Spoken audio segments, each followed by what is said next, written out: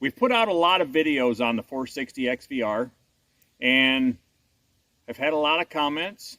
A lot of people are underestimating what this gun actually is. And I guess if you haven't done the research and you don't shoot one, you don't have one, you don't have a friend who has one, and you don't want to believe me in my videos, that's fine. But what I'll do right now is give you a real quick synopsis of the 460 XVR and why we call it the most powerful handgun in the world, and why Smith & Wesson calls it the most powerful handgun in the world. And by golly, folks, they're the ones that created it, okay? The 460 XVR is 5,000 PSI higher pressure in the case than the 500 Smith & Wesson Magnum.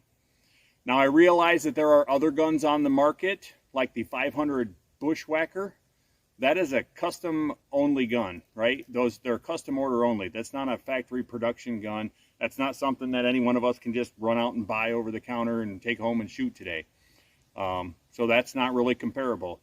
Now, obviously, a 500, a 50 caliber, has a little bit different characteristics ballistically.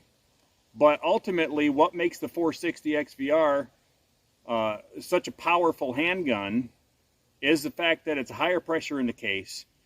You can get up to a 360 grain bullet. Don't know why I'm holding my finger like that, but you can get a 360 grain bullet. I have some on order from Underwood.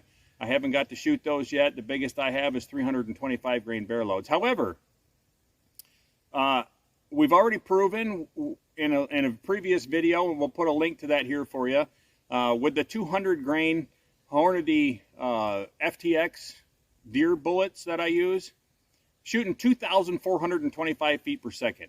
So the velocity exceeds every other handgun, right? It definitely exceeds the 500 Magnum. Now, a 50 caliber bullet obviously is got good penetrating power. It's huge, it's heavy. The 500 and the 460 are really close ballistically, but the 460 edges it out just a little bit, both in velocity and in kinetic energy. With the 360 grain Underwood bullet, it actually reaches 2,890, I think. It's over 2,800 foot-pounds of energy at any rate with that 360 grain bullet. This thing is enormous. It is fun. It is super powerful. And I'm not here to argue and debate whether there's another gun on the market that's more powerful than this.